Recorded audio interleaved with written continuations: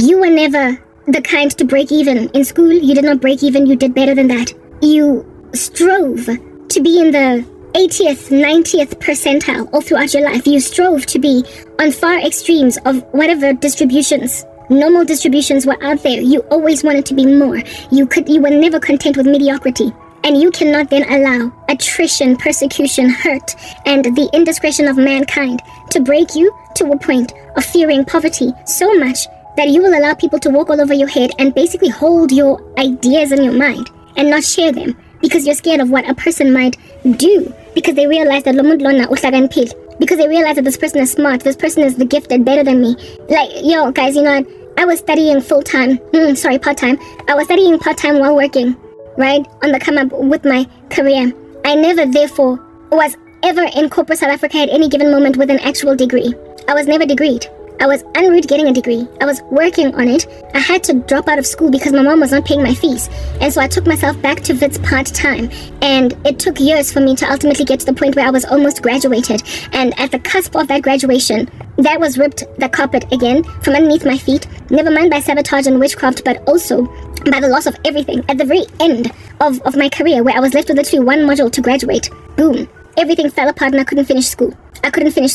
And so therefore, what I'm trying to highlight with that is that I was never a degreed individual in corporate. Only one en route getting a degree. And yet, the job promotions that I got, the jobs that I worked, always required a degree. Always, like, from what point? Not always. The beginning of my career where I was in call centers and stuff like that, there I didn't need a degree, matric was enough. And maybe some NQF level 4 certification in personal lines insurance or long-term insurance or wealth management or whatever. Yeah, I did all that in entry-level jobs. But my first job where I needed a degree but didn't have one, but got one anyway, was when I was 22 or 3. I was 23. Yeah, I was 23 years old. I was coming from the call center at Nedbank, and I was applying for a training center administrator job. I wanted to get out of the call center. I wanted to get out of the grain of that. A call center can feel really dead end. It's hard to move anyway. How to call centering, okay?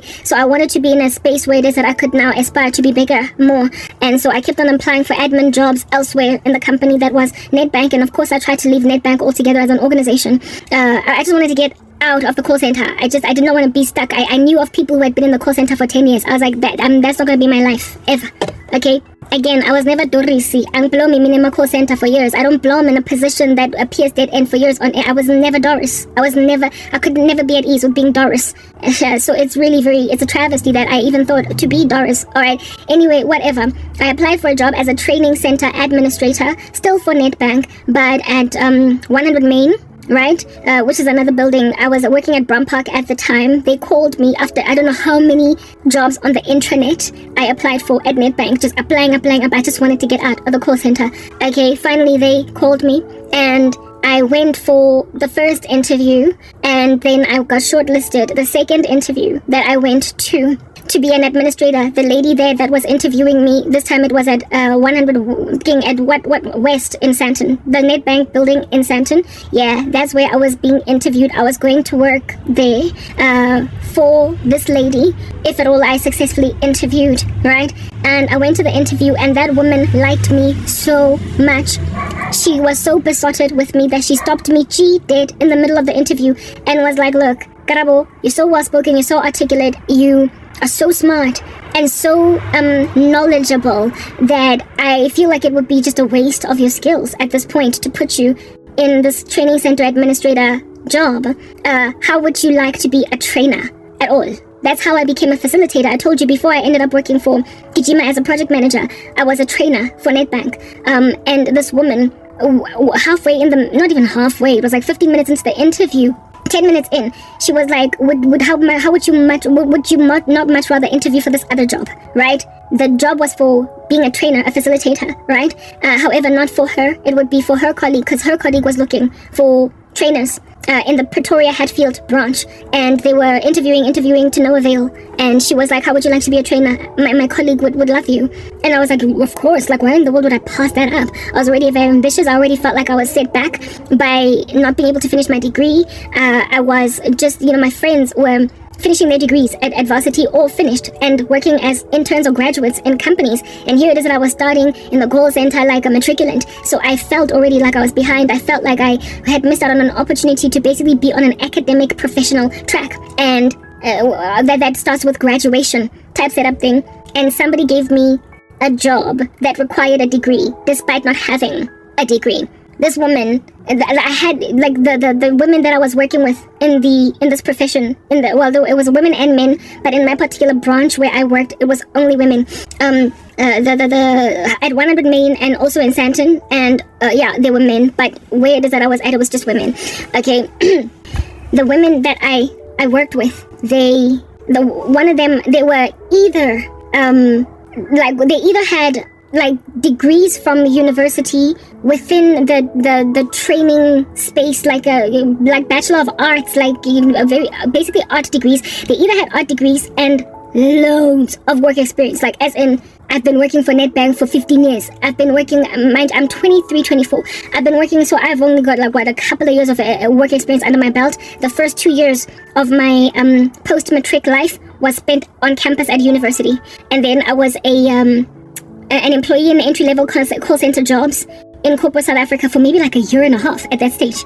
Yeah, and my colleagues were like employees of Nedbank one woman was close to retirement, right? They had been working at Nedbank for pretty much all of their career, 30 years or something, type establishment thing. She had been at Nedbank. The other one was there like 15 years. And before being at Nedbank for 15 years, she was a teacher. She used to teach at a school, like a high school, right? There were 2 teachers there, and one was close to retirement, having worked for Nedbank in the past, and was now a trainer. Yeah. Do you understand what I'm saying? Yeah, those were my colleagues. Degreed women with years of work experience, and some of them were even in the teaching industry, in the teaching profession. And I rocked up as this kid with no degree and admin call center experience. Literally all I had was call center experience. And just based on an interview alone, this woman was like, stop dead in your tracks. I feel as if though you would be fit for purpose, ideal to be a trainer. How would you like to be that? And she recommended me to her colleague. And her colleague was like, fine, if you believe in her, I believe in her. And I got interviewed, and a couple of, weeks down the line, I was now working that job at Nedbank. It was a massive boost in my career, and it was the beginning of an academic professional track. Every job that I have had ever since then has required some kind of degree, and yet I got it in spite of not having my degree. They ran with the fact that I was en route to getting my degree, yet to get it, but it doesn't matter because I like you. Every job that I got since the training center job required a degree, and yet they didn't care that I didn't have one. They were just happy that I was studying and that I was about to acquire one.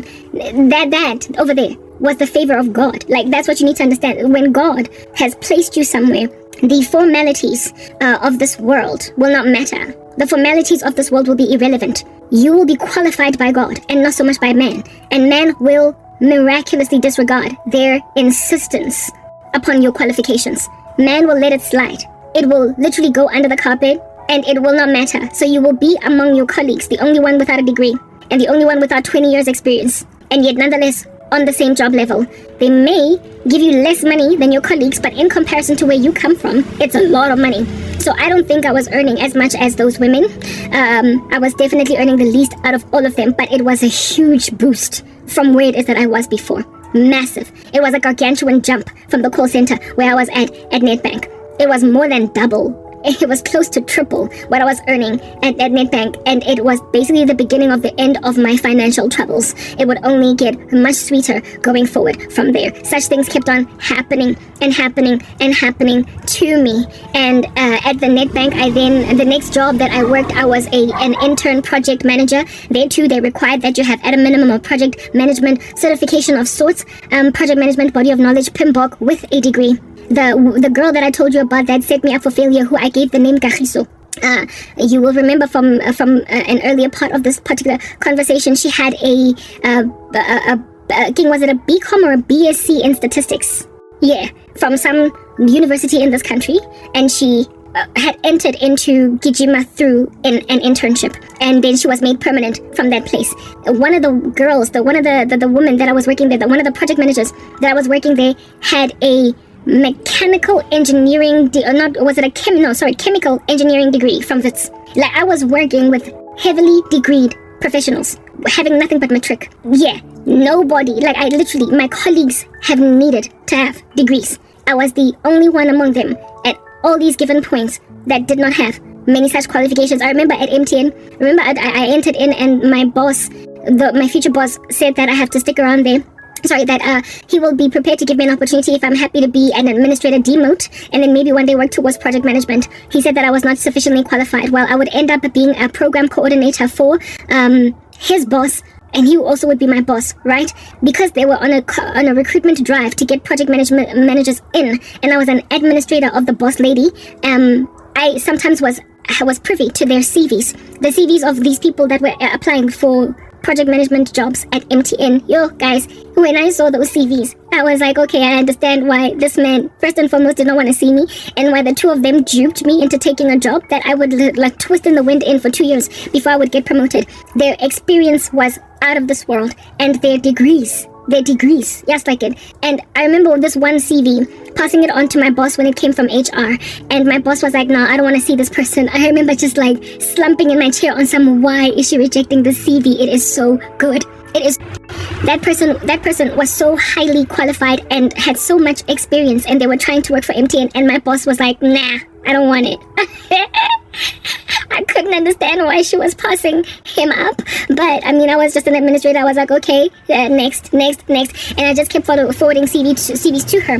When I saw the CVs of these people, I understood why my boss was apprehensive to hire me as a project management in the first place, but nonetheless, 2 years later, I would then end up getting the promotion. And yeah, and worse yet, to become a program manager, you had to, at MTN anyway, they kind of insisted that you have your PMP for you to be a program manager, and yet the one new dude rocked up on the team and was like, Karabo, can you run this program? I was like, okay, I don't have my PMP, but it's all good in the hood. If you want me to try this, I will try it. And these opportunities were given me based on nothing but my work ethic, what I was able to deliver, what they saw me do, and what they therefore trusted would be my inevitable delivery when then put on the job. And I never disappointed. So what I'm trying to put out there right now is that the sabotage of my person and the just a comprehensive pulling of the rug from underneath my feet was based on the observation of such things as these. In spite of being non-degreed, albeit en route getting a degree, and in spite of not having as much experience as was necessary for me to do certain jobs, I was put in them anyway. And I was able to rise like quite quickly. Every job I've ever had, I've had to have some kind of a degree, some kind of a qualification. Even the administration role required a degree. My friend had a degree. Like, the girl that was working with me had a degree. The guy that was with me had they had degrees. I was the only one that was still studying towards mine. And yet they gave me the jobs anyway. That's what it is under heaven that I have had before. And God kept on telling me, Karabo, remember my benefits, okay? If at all I could do that for you in the past, what makes you think that I am not looking out for you now, today? What happened to you was because my favor was always on your life. You had a call on your life. You had to do what you needed to do. And upon then getting to a certain level, you also had to fall out of that grace, that glory. You had to lose it all for the sake of my kingdom. What got you to the place of being recognized in spite of not having earthly credentials was your work ethic. It was your work ethic. You worked. And surprisingly, God rewarded with recognition. That was me. I was the wind beneath your wings. I'm the one that puts kings in their positions and brings low. I am the person that moves to the left, moves to the right, shifts, elevates upward, or brings low. It's me. Nothing and no one but me. You therefore cannot, based on fear, allow yourself to merely exist because of your fear of the unknown, of the wicked, and because of your fear of what people could potentially do. And again, you have endured sorcery, attacks, abuse from witchcraft for a whole decade. And you are going to therefore be inclined to think that people can successfully curse you. You are going to be inclined to think that if they could curse you out of a career before they can do it again, But what you need to realize is that Job was not cursed, and yet he lost everything. David was not cursed, and yet he had to flee his own country. Did I make mention of Joseph? Job lost everything. Joseph was not cursed. He was blessed, and yet he lost everything. Every last one of the stories of these men, and even women in the Bible, you see my hand of providence in bringing them through, using the very sabotage of their persons, evidencing that they were never cursed, just en route somewhere else. I had to build character in them. That is the nature of patience. When you ask God to build humility in you, when you ask God to build patience in you, when you go to God in prayer and ask for a husband as a woman, and alongside asking for a husband, you then ask that he make you fit for purpose to be a wife, God is going to put you through a journey to give you that answered prayer. When you ask the Lord to be, for instance, a philanthropist, altruistic, like generous, like no man's business, building schools, building, establishing careers for people, snatching people out from poverty and setting them up in their own businesses. If that's what you hope one day to achieve, and you come to me in prayer and you ask for that, I'm not going to merely just give you all these wonderful business ideas for you to become a millionaire, billionaire, or whatever, that you might finally do what it is that you've been wanting to do all along. I am going to give you the kind of character that indeed can handle all that wealth, all that opportunity, all that influence, and rightly steward it, and rightly therefore apportion it to whomever I will have you look at. Because there tends to be little knacks of corruption in those that get made wealthy on the earth, those that get made powerful on the earth, and those that get given the best gifts. They tend to be conceited. That's what the thorn in the flesh is for. If you think about Paul in the scriptures, he was given a thorn in the flesh, a messenger of Satan, and he asked God to remove it 3 times, and God said no, and said, my grace is sufficient for you, and my strength is made perfect in your weakness. If you think about the explanation for why it is that Paul was kept with that thorn, you will realize how it is that God works with great callings, okay? Paul says that he was a Pharisee of Pharisees. He says that basically prior to him coming to Christ, he was already an awesome guy. He had a lot in his plate. He was regarded. He was respected in society. He was a teacher of the law. He was a religious leader that had clout in society. God then calls him to be his servant. And here it is that he is this most important guy in the New Testament, out here writing the majority of the New Testament, with that kind of a big call to reach the Gentiles for Jesus, the branch that will be grafted in according to Romans 11. Paul is responsible for bringing them home. The whole of modern Christendom is literally the work of Paul, the apostle. I am a Christian because of Paul. I'm a Christian because of Christ. I am a Christian even because of all the other apostles. But the work to evangelize the Gentile population, that job was given to Paul. The proliferation of the gospel to nations that are outside of Israel was Paul's initial. He was the one that started that ship, that car, that ignition was by Paul. Paul was the one that did that, you guys. When you get given that kind of a job where historically you were already very important, you were important as a sinner, and now you're important as a saint, that can get to a person's head.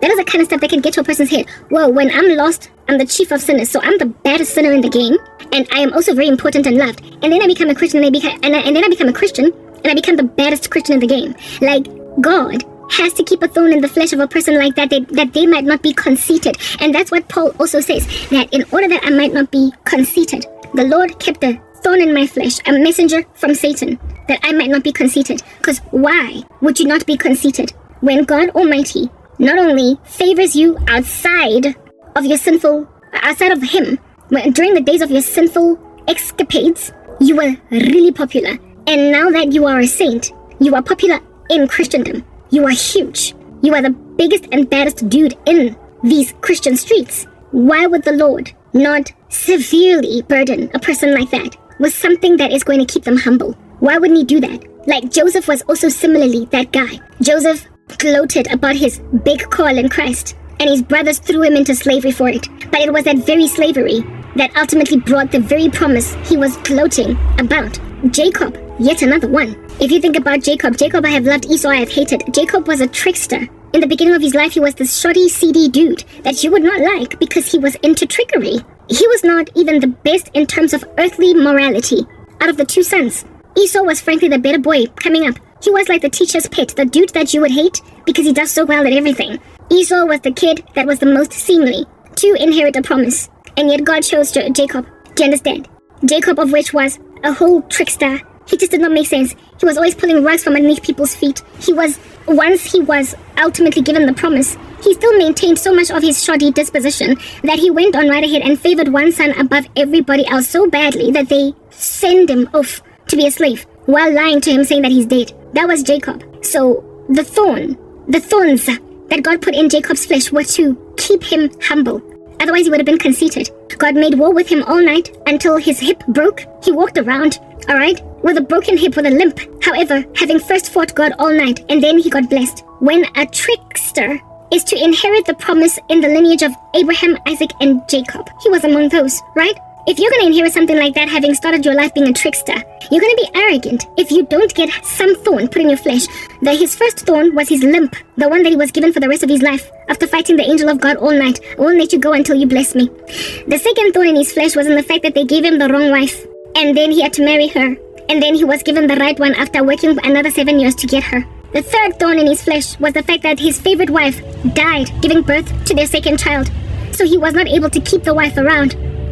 That was dealing with his conceitedness. And then the final thorn in his flesh was in the fact that his favorite son, that he was out of prancing and gloating in front of everybody, was believed dead by him. And he had to mourn that death for the rest of, not the rest of his life, sorry, but because he ultimately did get to see Joseph again. But he had to mourn the death of a son that was alive. The fifth thorn in his flesh was the fact that he found out when he was an old man that his sons lied to him. So basically the discovery that his favoring of the one son caused him to lose all the benefits of being a dad to that one boy, up until he found out that his boys tricked him, his sons tricked him into believing that his son was dead. All those thorns had to be in Joseph's flesh, Jacob's flesh. Sorry, why? Because he was conceited. He would have been conceited if he did not get given a thorn in the flesh. So what is imperative then to understand? What is imperative to understand then is that when the Lord has jam-packed you with a lot of giftedness prior to your born-again life, and once you are saved in Christ, then God giving you a big mission too, He will tend to put some kind of humility in you that will just stick. It'll just stay there, and it's not going to go anywhere. And you are going to make war with it and ask God to remove it, and He just won't. Because you don't get to be a Pharisee of Pharisees and a Christian of Christians and not have a thorn in your flesh. You don't get to have your bread buttered on both sides. Human beings, we are born dead in trespasses and sins. In sin did our parents conceive us. We have a propensity towards arrogance and gloating and boasting. So if the Lord does not do something to simmer down the propensity to gloat for somebody like that, what in the world? They're going to go out here bashing their chest on the mountaintop like King Kong saying, I've arrived. Because look at me. When I'm a sinner, I'm the baddest one in the game. And when I'm a saint, I'm still the baddest one in the game. God leaves a thorn in the flesh of people that He has favored loftily before. So sometimes He throws His disciples into excruciating poverty and then recovers them. And once He has recovered them, there tends to also still be maintained, in spite of their recovery, some kind of a thorn, that they might not be conceited. So Joseph, his thorn was being thrown into slavery, then prison, then he got exalted later on. Manasseh, Potiphar's Pharaoh's too icy guy, second in charge type establishment thing. Then he had to deal with the fact that his brothers came back. He was always grieved. However, he had to humble himself to recognize that what you intended for evil, the Lord intended it for good, the saving of many lives. There's always just something that God uses to humble those that He gives a very big call, especially when they had a favored life before they fell apart. Joseph had a favored life before he fell apart. Jacob was a trickster and favored by his mom before he fell apart. David, you will remember the thorn in his flesh. Let's talk about the thorn in David's flesh. The thorn in David's flesh was the fact that after the Bathsheba incident, him thinking that him have arrived, alright? Because of his indiscretion with Bathsheba, getting basically his bread buttered on both sides, he got to have the woman that he outjudged took from another man. He got to make her a wife, for crying out loud. Coupled with the fact that that wife would be the one to bear the son that would proliferate the promise. It's like you steal a woman and she becomes the one to bear the heir. What in the world? You don't get to keep that. You don't get to just keep that and be content. So this is what's good. God put a thorn in His household, in the sense that the sword never left David's household. That was the judgment. First and foremost, Bathsheba lost the first baby. It was miscarried. And then Solomon would then be the baby born next, right? And that would be the one to proliferate in the lineage. But then all that war that came in David's household was because of the sin that he committed with Bathsheba. The sword never left his household. Amnon was raised up to go and ransack and ravage Tamar. Absalom would be mad at David's lack of appropriate response, and then he would kill Amnon, be at enmity with his dad, coup his dad's kingdom, cause his dad to flee from his kingdom or his country yet again, just like what happened in the days of Saul, and then mourn his son when then he gets killed by David's mighty men. That is the thorn that God gives people. So to give up and throw in the towel and be angry at God and allow yourself to be sisdorisi is not an option. You have to keep on striving and working, because God is the one that providentially put you in a particular position. And just because you have to have a thorn in your flesh does not mean he doesn't have your back. His grace is sufficient for you, and his power is made perfect in your weakness. Oftentimes you tend to have been given so much favor in your upbringing, in your upcoming, that God had to humble you, subdue you. And you see, the thing about gaining promotion without necessarily having the credentials that everybody else in the environment that you are in has, it can make you conceited. I got to a point, I guess, in my career historically, where I just felt I had a self-importance. It's like I kind of imagined that I was untouchable. Like I just kept getting all of these favors, pulled in for me. People just kept on liking me so much and giving me promotions that degreed individuals were passed up for. That I basically just got to a space where I imagined that it was brazen for people to think that I could ever start lowly or from scratch or work a job that's frankly not managerial, or you get my point, like clout. How dare you think I could ever live without clout? Was the mindset that I low-key had. And for very many years, I frankly kind of low-key still kept. All the way up until literally as recently as like a week ago, realizing that God kept a thorn in my flesh, a messenger of Satan, that I might not be conceited.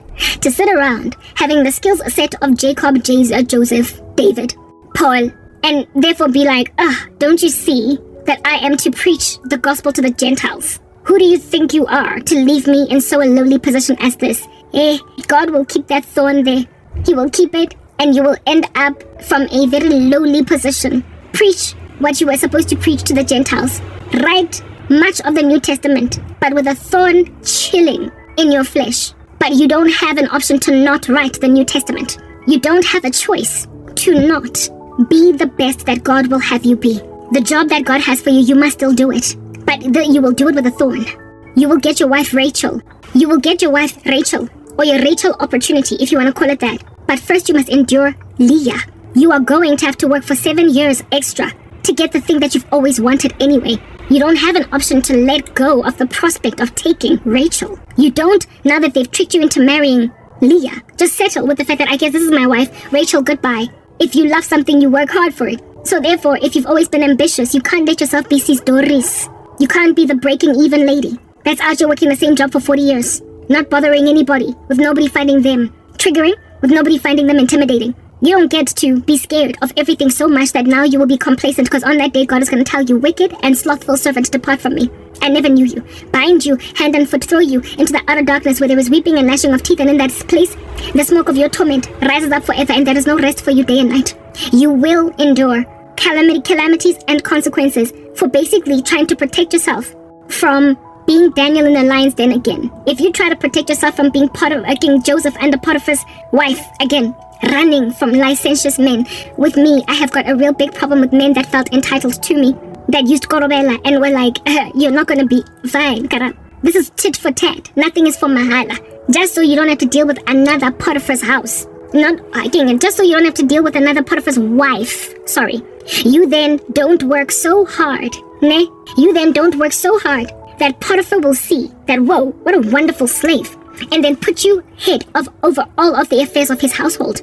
And so therefore, as a result of being in front of all of his affairs, catch the eye of his lustful female. The only reason why Joseph caught the eye of Potiphar's wife was because he was made head slave. He was put in Potiphar's quarters. He was made important, given some kind of prestige and esteem as a slave, until Potiphar's wife considered him something to bite into like a snack. And she then seduced him. If Joseph was mediocre, breaking even, if he was brother Doris or brother Derek, The dude that's always working in the mail room in your company for 20 years and does not ask for a promotion, does not try to study more, does not try to do that. He's enough.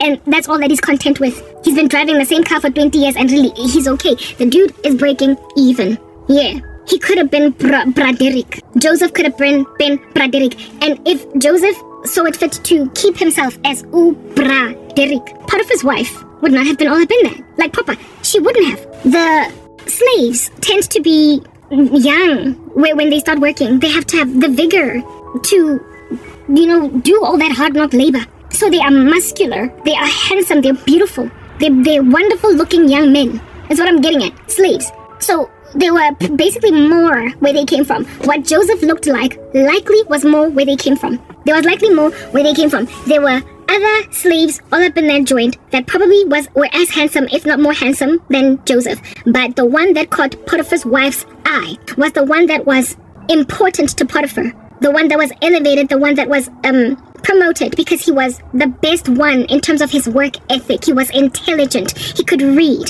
He was a bit of an architect at heart. That's who it is that Joseph was. And so all that skills set mixed with all of that handsome boy, those handsome boyish looks, Potiphar's wife was like, yo, this is up for grabs. I'm taking it. Joseph could have been Bro Derek, the handsome Bro Derek that just is allowing himself to, what is the word that I'm looking for, retire in the mailroom and literally just go unnoticed, slip through the cracks. He could have done that. And Potiphar's wife would have left him alone. He would have been maintained in godliness, but God would have been disappointed in his lack of pulling of his weight, and the promise of God would not have been fulfilled. Listen up, the dude was supposed to rescue all of Israel. What you intended for evil, God intended it for good, the saving of many lives. He was supposed to rescue the people of God that Christ might ultimately be born somewhere in the future. He had that big job. Joseph, could not drop that ball. He had to be as good as he was, and in being as good as he was, he would inevitably then attract Potiphar's wife. He would inevitably attract Potiphar's wife. You have to be good enough to be made head slave by Potiphar. But in so being good enough, you will also attract Potiphar's wife's lust. I wanted to be Bro Derek, or in this instance, Sis Doris. Seeing as I'm a woman, I wanted to be Sis Doris, guys. I thoroughly made a decision to be Sis Doris. Because mina mengafuna uku-attracta rubbish attention all up in my grill again. There are plenty of beautiful women littered across corporate South Africa that don't get given grief by men because they slip through the cracks. They merely exist, they come in and they go every single day. They just yearnfully exist, and that's it. And they don't get pursued by licentious CEOs and general managers and all different kinds of men that are out here trying to give women promotions in exchange for sex. I spoke about it the other day, how it is that a lot of times these women that end up sleeping their way to the top, they tend to not have needed to do that.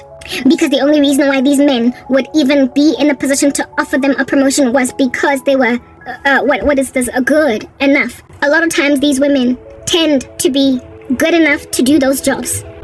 They tended to have been excellent enough to do those jobs. They were qualified enough to do those jobs. These men saw that. That's what they were drawn to. Their work ethic, that the fact that they look so good doing what they do. They are not just the pretty receptionist girl that's sitting there like a log from the age of 18 up until 27 in the same job. They are the person springboarding up the ladder, really just working hard to try and shift the paradigm. And that is what they find attractive. They are Joseph. They are beautiful and skilled, hardworking and ambitious. And that's the kind of thing that's going to cause a woman to be like, lay with me, I like you. Otherwise known as a man being like, lay with me, I like you. You get spotted by the GM, by the CEO. You get spotted by the senior manager, by your own boss as meat for the consumption. Precisely because you're that good at what you do. You get promised promotions in exchange for sex because those jobs indeed are already yours. Those jobs are indeed fit for purpose for you. Your skills are already girthy. You are already able to do that job. You don't have to sleep with this man. But he will insist that in order for you to maintain your position or even get a better one, you're gonna have to sleep with him. You tend to already have it going down for yourself. That's what I'm getting at. I did a video the other day speaking about how it is that women don't squander yourselves, don't squander your virtue when you are deserving of a job promotion, and you're gonna get one, but not first before squandering your virtue. Somebody else will notice you without first insisting upon your body, because bottom line is, you deserve it. You do. So what's the point of what's with the sex? Why where does that fit in? It's just like an unnecessary added extra. It's a value add or a value-less add. It's just like a syntax. It's just, I don't know. It's just extra meat. It's fluff. It's like Maverick spent. It's unnecessary. It's entirely unnecessary. Yeah. So I wanted to avoid more Potiphar's wives. Because whether or not I'm beautiful is irrelevant. There are many beautiful women that don't endure sharp fangs, teeth from silly men in corporate. Because they just go unnoticed. They go unnoticed. They come into the office and they go home and that's it. There's plenty of them. My beauty was never the issue. Joseph could not have been the only handsome slave in Egypt. It's that basic. It was the skill. So I told myself that if I just fly under the radar, barely noticeable, maybe a bleep, but then again a negligible one because I'm bleeping right next to a collected cloud of like dots on this particular Cartesian plane. I am scattered here in this concentrated clump of dots with so many other people that I'm going to just go unnoticed. Like just go unnoticed. Then ain't nobody gonna be out to be like, lay with me or else. Yeah. Okay, had to charge my phone. I'm back now. Yes, so when you're dealing with what is this case? I wanted to make like Mama Dorisi, or whatever. I gave her the name. I wanted to make like her so that I don't end up like Joseph in Potiphar's household again. I was tired of bad men, and I'm tired of bad men, and I'm also tired bad exploitative men, and I'm also exhausted from just sabotage, where like in whatever shape, form, or color it might come. I'm just exhausted. Plus, I am, like I said, I get dreams, I get visions. The Lord shows me what in the world is going on, coupled with the scriptures, looking around, and I saw, or I see, that we're close to the end, if not at the very end. And so because it's the end, I was like, just hunker down until Christ comes for the bride. Just hunker down until the rapture, hunker down. And then the Lord made it clear that laziness is not of my kingdom. So this entire session of communication, really, I entered into it for the sake of encouraging people who have been brought low, to help you understand that, okay, we are here on the earth to fill it and to occupy. And God does not want us being lax and lazy. And Christians cannot be cursed, guys. Even if people think we can be, the occult only keeps on trying because they think they are succeeding. We are never cursed. We are only endured through trials and tribulations, the trials and tribulations of which God guaranteed would come. He made it clear that in this world you're going to have much trouble, but take heart, I've overcome the world. The world hates disciples. Blessed are you when you're persecuted. They will throw you out the synagogues. You're going to lose mothers, fathers, brothers, sisters, homes, fields, and however, you're going to gain 100-fold over all that which you have lost. Mark 10. With persecutions. And in the next life, eternal life. That's what you're going to gain. So we are told that we are going to endure a lot. We must count the cost of being disciples. We know that we are going to endure a lot. So therefore, when we do go through it, we're not cursed. We can't be. And I spoke about that yesterday, that our blessedness is not, it's not gauged by material success or prosperity. It's gauged by our piety, our holding fast to a holy God that has given us precepts to live by. And when we successfully conquer darkness in order to overwhelm our fear, that's true prosperity. And in due season, after you have suffered like this, God will tend to restore you. If anything, last night I was going through so very much like this thing that caused me to end up thinking these thoughts, where it is that I was thoroughly thinking of becoming Mama